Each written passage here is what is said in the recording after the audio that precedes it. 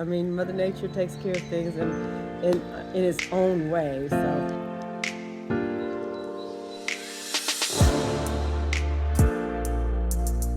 hey y'all. I am about to brave the cold for just a super quick hot minute, and let me tell you why. This morning, I took Avery to basketball practice, and when I came home, there was like this little shallow. You know, it's getting lighter outside. It looks really pretty outside, but I know it's freezing cold out there. Anyway, it's getting lighter earlier. Am I saying that right? The sun is coming out a little bit early. I don't know how I'm saying that, but anyway, I came home and I saw this little shadow. Let me show you what happened. So I came home and saw this little shadow through the blinds. Excuse the dust on my blinds. Yes, I need to clean them. Right there, it's like a little shadow over there. But it was still really early. So it was dark. And I was looking, I was like, I don't know what that is, but I'm not about to find out. It was like 6 o'clock in the morning, and I said, I'm going back to bed. When the light came out a little bit more, I said, man, something's missing over there in my garden. See the hole? What's missing is my cauliflower, and that shadow that I was seeing is my cauliflower. And it was so pretty, but you can see right there, it has been devoured. I think that Lola came out here and ate my beautiful cauliflower because even though I saw Mr. Tickles this morning in the front yard, I don't think Mr. Tickles was strong enough to do that right there. Doggone Lola. The good thing is that cauliflower is pretty good for dogs, so we don't have to worry about that too much. Kale, not so much, and we found that out the hard way. Lola had been eating getting into the kale, eating that, and we were wondering why she was vomiting so much, and took her to the vet and told her that she had been getting into the it was time for her to go to the vet anyway, but we told them that she had been getting into the garden, and I didn't know what she was eating, and I figured out that it was the kale. Just like early in the summer, I figured out that in the summertime she was eating the tomatoes, which I didn't mind because we had so many of them planted, but they didn't agree with her little tummy, so she was getting sick. So now, then we found out that she was eating the kale. Excuse the lighting, so sorry. She was eating the kale, and that was making her sick. So now we have those answers. We just have to cover up the kale. Well, she comes out here and eats my cauliflower. Well, at least we know that she's not going to get sick from that. But that was the only one that was actually doing something so far. So now I got to start over there. I think there's 3 more planted over there, but they just weren't so big. They weren't growing quite as fast. So anyway, that's what's going on out in the garden. In other garden news, I didn't have time to come out here and cover up anything. So the freeze just got to pretty much everything. We had been super duper busy with Avery and basketball, and this is what happens when basketball season comes around. I get behind on cleaning, I get behind on everything. You can see here, these tomatoes had already started to ripen, and they were doing really well. They froze, and then they burst, of course. The great thing is that most of what's planted out here requires some type of a cool period. Like the onions require a little bit, onions and garlic on the other side require a little bit of a cool period. There's more onions. And then some other things do just fine with cold weather. They can handle frost, like, the cauliflower, the brassicas, basically, the cabbages, the broccoli. I'm actually going to come out here and cut this one here because we'll eat that for dinner tonight because it's going to flower if I don't. Anyway, what can handle the cold and what I really wish I had time to come out here and cover up is my bush beans, because we have been harvesting so many beans off of these plants. And you can see they froze, they thawed, like these are super soft. So what's gonna happen is there's something positive in everything. So what's gonna happen here is that I'm going to pull all of that up. All of that will come up. It'll go in compost. It's great for nitrogen. And then this bed, you can see I have two pieces. This is like a weed barrier. It's not weed fabric. It's a weed barrier. And it is, let me see if I can show you. It's kind of like a heavy duty plastic. And I use this to keep the weeds down, but I don't put anything on top of it because I don't want this to be like in between layers of soil. But what it does is you can see it's got this little weave that allows water to get down through there, but it suffocates whatever's underneath it. So I basically laid that out and then planted in between two pieces. Now what's going to end up happening is I'm going to take up all these beans, put one large piece instead of two smaller pieces, and then plant in holes, like punch holes and plant my seeds within those holes, which will be a much better setup than that is. So there's my garlic, and that needs a cold period. That's fine. Collards, of course, like the cold weather, they do fine. My kale, it did fine. Swiss chard is struggling. It looks like it has been like frozen and then thawed out. I don't know if I can do anything with that, but that's what's going on in the garden. You can see that kale. It's a tree, almost like that collard tree over there. But anyway, I'm going to come out here and see if I can pull that back up again. The stake is not working because it's too heavy. But that's pretty much all that's going on out here.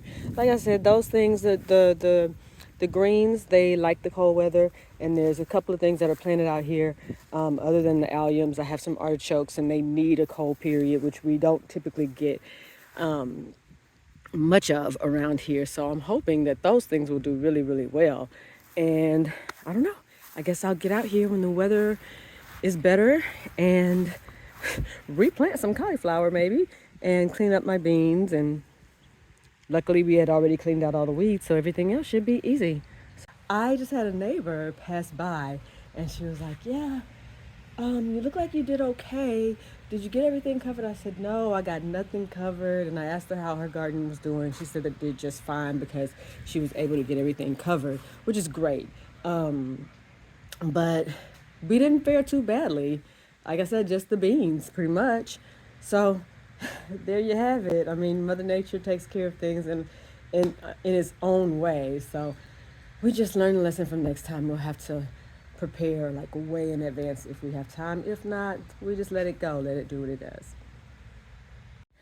Meanwhile, back inside, I'm gonna go in the front yard and take a look at what's going on out there.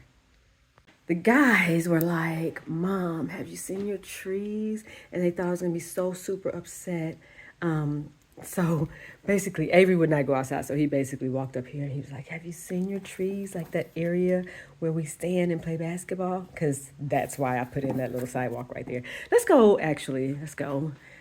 I did bring in the plants from the front porch, but let's go outside and take a look at what he was talking about.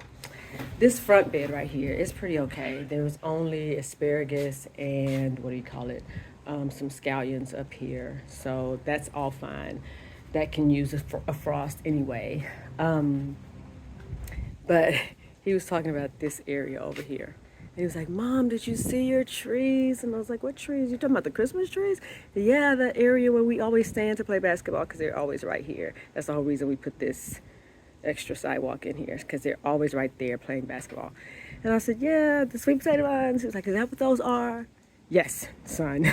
As long as we've been here, those have been sweet potato vines. And he was just like, have you seen them? And he thought I was going to be so upset. He's making these faces and giving me sad eyes. And I was like, no, I haven't seen them, but they're probably all brown and dead, right? He goes, yeah, like really brown and dead. Of course, they don't like any frost at all. They like the heat. Like, I'm actually surprised that they didn't die a couple of weeks ago. But there they are. So when things warm up, we're gonna have a lot of work to come out here and do. They actually come up really easily, so I'm not too worried about it. But like I said, the things that matter, the asparagus and the scallions, those will do just fine because they need a little bit of a cold spell, and the asparagus don't produce for like 2 years anyway, so they won't produce until this year or next year. So that's what's going on out here. And that's pretty much it, y'all. So it got a little warmer, so I decided to go ahead and come outside and pull up my bush beans that I was talking about that froze. So let's go ahead and do that. See, you can see here that these are all just, there's a few beans on here, but they're so super soft. I'm gonna pull this up and just show you. This is gonna be super quick and easy because the ground's not wet, but it is pretty soft. There's beans on here, but they're so soft and squishy. You can see there's like liquid coming out of there. Can you see that? Yeah. So I'm just gonna throw these directly in the compost. They're great for the compost because of the nitrogen content. So my compost is gonna be nice and rich. And then when we're for sure not gonna have any more freezes, I will come back out here and let's see, I'll come back out here and plant some more beans. But oh, you can see the sun is even trying to come out. That's very pretty, right? So pretty. Do not be deceived. Anyway, let me just finish up getting, I just have a couple more to do. Just, if you can see these few right over here, just a couple. So like I said, make really, really quick work of this. And then when I have more time, more time where there's nice weather, I can come back out here, pull some more of these weeds. And then, as I mentioned, I'll just, actually, I might not even change out this weed bagger. I might just fold it over for now and let it smother the rest of the weeds out. Yeah, I think that's a plan. So that's it for now. My job is done. Okay, last thing to do before heading in is to go ahead and harvest this broccoli crown. You can see that there's some flowers starting to come up on it. So I want to keep it from flowering, and we want to eat this little head. So what I'm going to do, I don't know if you guys can see this, there's some little offshoots right here, and I want this broccoli to keep growing. So what I'm going to do is cut it right above those offshoots, and there's offshoots like right here. They're all around the same little area, so I'm going to come in and slice right in there. Can you see that? I'm going to slice. Let's take my glove off so you can see it a little bit better. I'm going to slice like right in here. Luckily, the entire broccoli plant is edible. The leaves, the flowers, everything. So, there you have it. There's my broccoli head. I'm going to take that inside.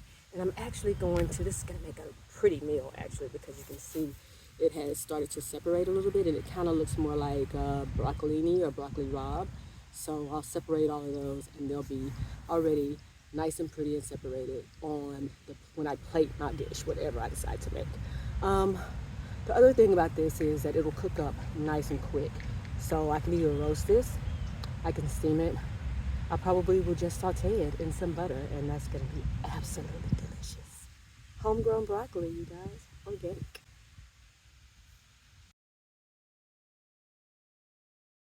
Let's shift gears for a minute.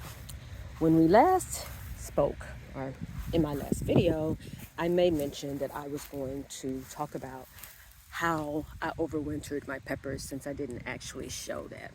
That right there is a cayenne. This is a habanero. This one, all of these I think were bells, different color bells, except that one in the back. That was a banana pepper. So in southernmost zones, I'm in zone 9A, they say you can do this. This will be my first time trying it, but you can overwinter certain plants in the ground while they're still in the garden. Peppers is one of those plants. A lot of times people overwinter them by actually cutting them back, like you see I've done here on all of these, digging them up, putting them in a pot and taking them either inside the house or in the garage or into any covered space where the cold cannot get to them. In southern regions, you're supposed to be able to do it, like I said, right in the ground. This one right here, interesting. There's something interesting going on down there. I'm gonna leave it alone. What you're supposed to do is look for the main stem. Let me see which one of these is the best. This one is pretty easy to demonstrate on. So you're supposed to look for the main stem. There's only one stem, right? And then when it branches off into two, well, this one is probably easier. Let's switch over here. So let's see. Can you see that whole plant? So here's the main stem right here. Where it branches off into two, you should go up at least an inch or more and trim it. Just cut it all the way back. Take any leaves off and then just leave it in the ground. We just had a freeze, and that's the reason that people do this, because when the freeze comes, I left some leaves on there on some of mine, and you can see I still left some. I came out here today and took those leaves off, but this is what happens. The whole plant just wilts. And so that's the purpose of doing this. So when it freezes, you don't have to deal with all of that. And then come spring, when you start to see some green coming off, like of nodes, or what's supposed to happen is it's supposed to start growing down below where we cut, right? It's supposed to start growing again. Some of them, I had multiple branches off. I had multiple V's like this one. I came up off of the stem. There's the main stem. Came up off of it. There's my split. And then I just kind of went up on one side of the split and cut off. This one had a double split. So I did the same thing, but kept both sides of it. And I did that basically on all my pepper plants. That's another one. You can see the V. Here's the other. This one is kind of kooky because it curled around on me. It curled around. That's the main stem. But same exact concept. That's the main stem, but there's my V right there. And then another V right here. So that is how I overwintered my peppers. I'm sorry I didn't get a chance to actually do it on camera, but that's the basic concept. And we're gonna see if this works. So I don't know. This last little freeze that we had may tell the tale. Look at that. There's some more peppers over there that I tried to do the same thing with. We'll see how it goes. So that's my quick garden update for today after the freeze. I think we're done with freezing temperatures for now. Thank goodness. But anyway, I just wanted to give y'all a quick update. And hopefully next time we freeze, I'll have time to get out here and cover things up. Thankfully, that doesn't happen too often, but we shall see.